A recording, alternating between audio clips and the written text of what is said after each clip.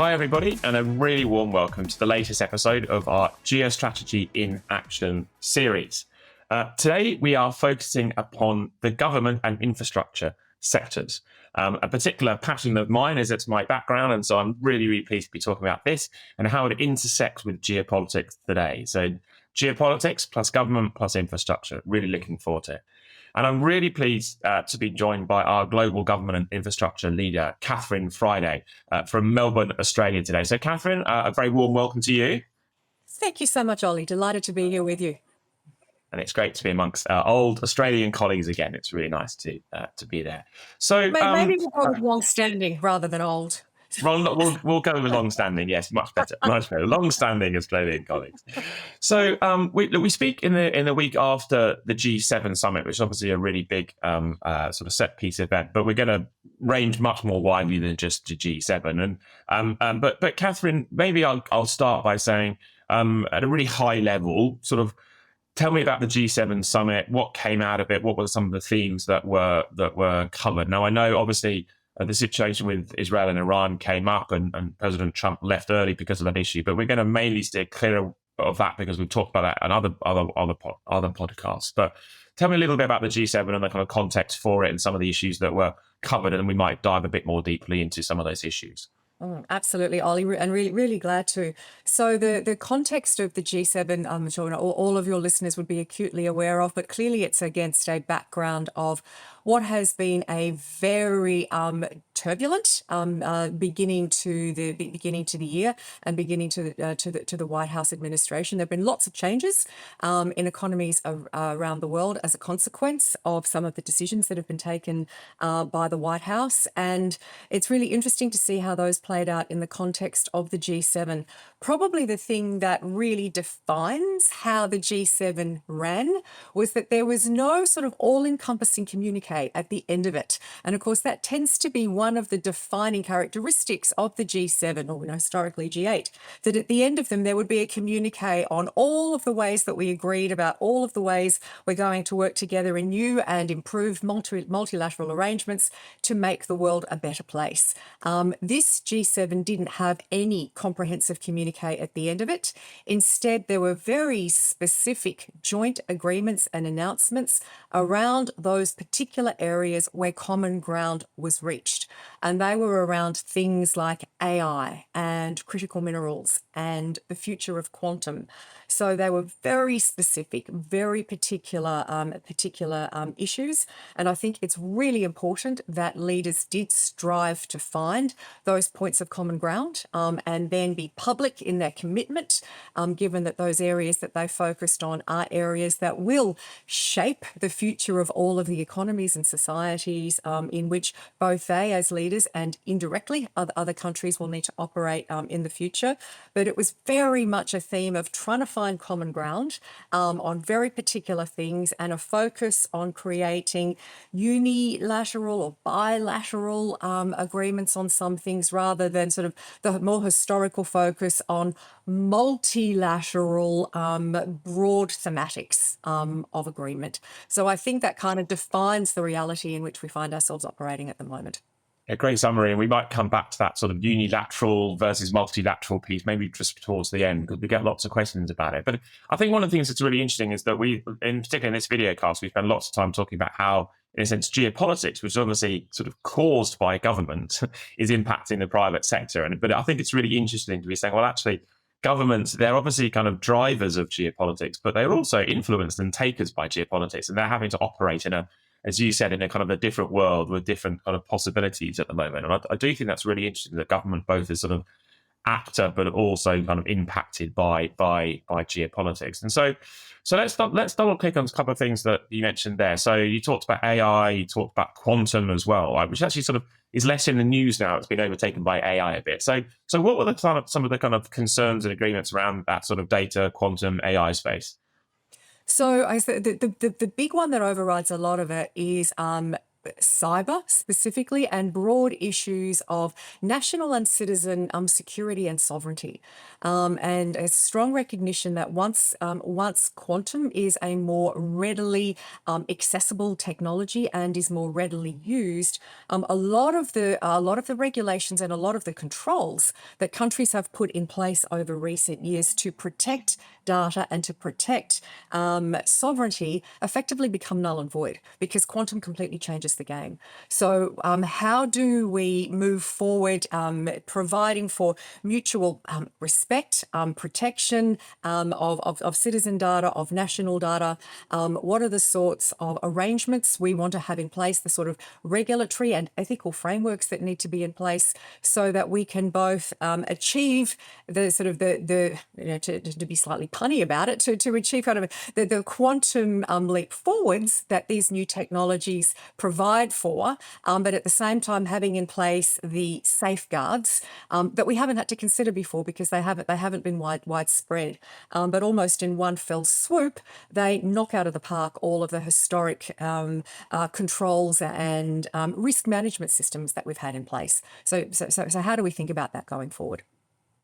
Yeah, really interesting. And I think lots of, particularly our private sector audience, will be very familiar with cyber risks and the enhanced level of cyber security risks that are in the environment at the moment from both government and non-state actors. But quantum adds an extra layer to that risk, and I think they'll become really interested in the fact that governments are looking hard at this and the security aspects of it. Completely agree with that. And of course, as you and I both know, governments hold vast oceans of data, more than any single private sector organization does. So the potential for quantum to do good with access to those data sets is monumental and it's profound. But the flip of that is correspondingly true as well. So what frameworks need to be in place so that the power there is literally used for good and not for evil? And how do we hold ourselves accountable for that?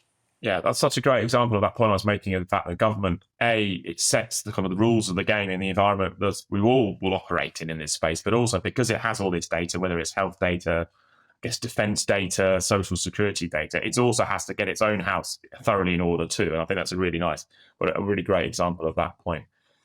The second thing you said that we've talked about before, and I'd love your perspective on, was rare earth minerals, and I guess it was part of a wider energy kind of question and a wider kind of critical minerals question. So what were the kind of conversations and the concerns in that space that came up?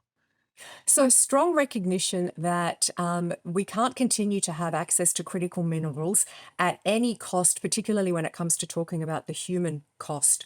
So how do we make sure that accessing critical minerals is done in a way that is environmentally and socially sustainable, and is sustainable for the humans that are often at the far end of the supply chains and used in extraction of these elements as well? And how do we increase transparency around how critical minerals are accessed in such a way that when they get or make their way through the supply chain, there is absolute transparency around that, and real consideration of the real human, social, and environmental cost at the points of extraction and movement across national and intra-national borders going forward. Because clearly that's not the way that it is at the moment. And control of these critical minerals going forward will become an even greater source of both economic and geopolitical control and leverage as well.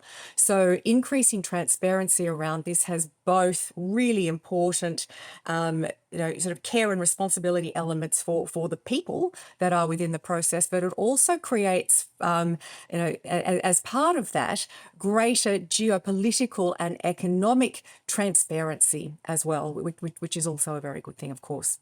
Yeah, interesting point. And that sort of the critical minerals, rare earths, etc., are kind of a geopolitical hotspot, has kind of come up before, but it's an interesting angle that we probably haven't covered in this series before, around the environmental cost of some of the production of some of these critical minerals.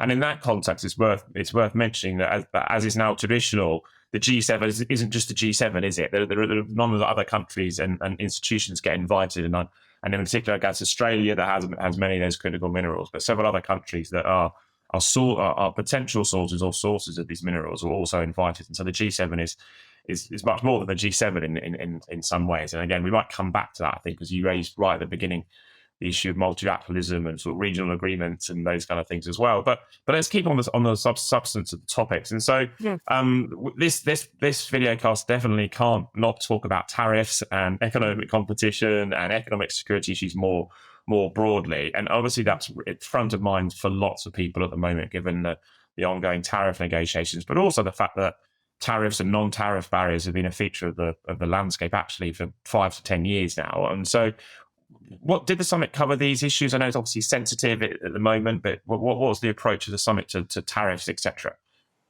So there was absolutely some discussion about tariffs, but I think kind of acceptance, necessary acceptance that they are part of the landscape at the moment. And Oly, as you say, they have been re-emerging in the way that they're applied absolutely sort of over the last 5 to 7 years.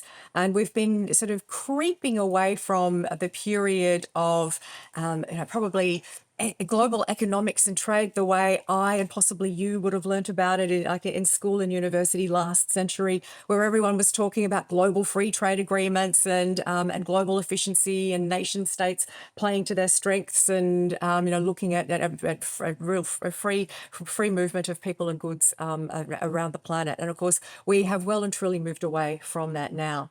And in the environment that we're in right now, the focus is much more on control and national resilience, and moving, if you like, from sort of just-in-time access to what must we have to sustain national sovereignty and supply chain sovereignty was a very big topic. And who do we need to rely on, and what specific partnerships and alliances do we need to have in order to make sure that as countries we have access to the right supply chains as and when we need them, and that we actually start to build in resilience and contingency into that, knowing that there is economic cost in that, but also recognizing that that cost is worth carrying, given the alternative of not having access to things that are of critical importance to our nations, to our homes, as and when we need them. So there is huge rethinking about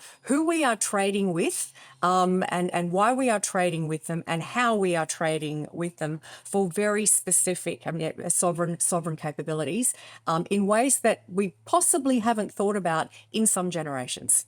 Just on that issue, Catherine, and sort of because you do so much work with the government sector in particular, if I'm running a big public health service, and obviously huge supply chain questions, or the defense departments or education departments, and there'll be how does it feel for those individuals? Because they're not the ones necessarily, in the sense of making some of the rules around tariffs, but just in the same way that their private sector counterparts, they'll be deeply affected by some of the opportunities, but also some of the kind of risks and complications of that. So what does it feel like for a kind of a government official trying to run big departments and operate at the moment in this sort of new world of that economic security and economic competition you just described?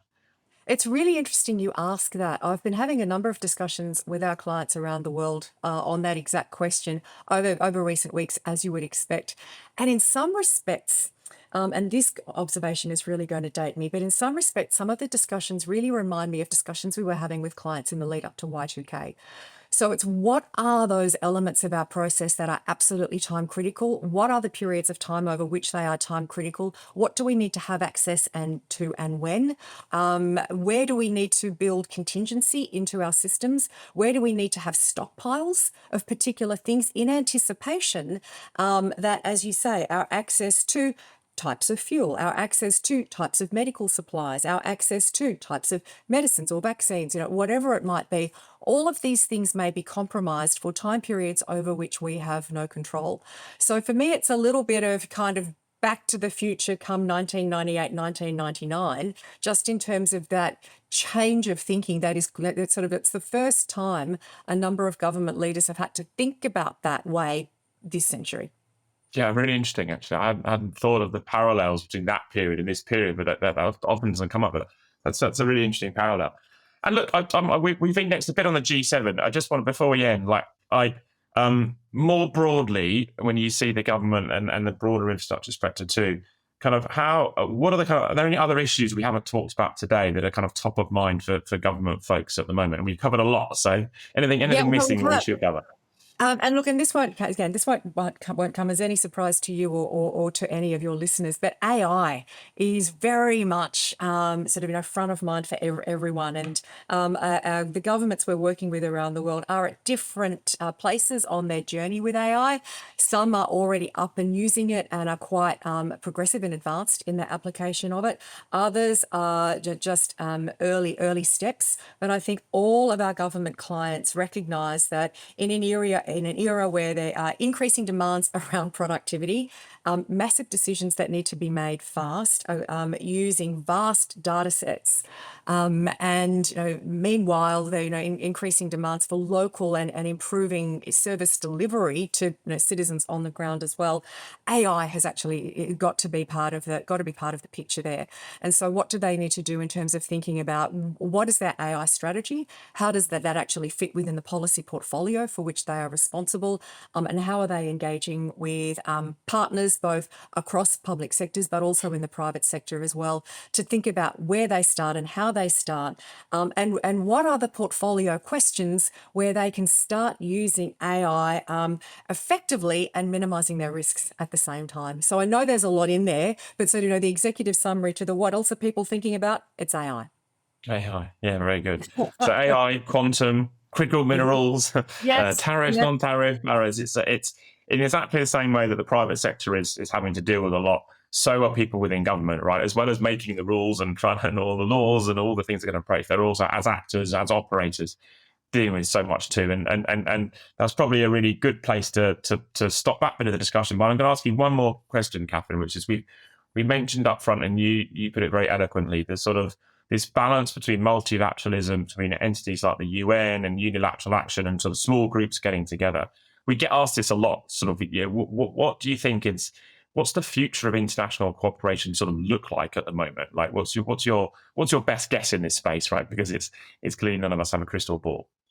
Yeah, and if only we did. But I guess my instinct at the moment is that we will see much more deliberate, intentional, bilateral trade agreement and partnerships being entered into around very, very specific issues, very specific types of trade, and that everyone will be treading very, very very carefully around what they agree to and with whom.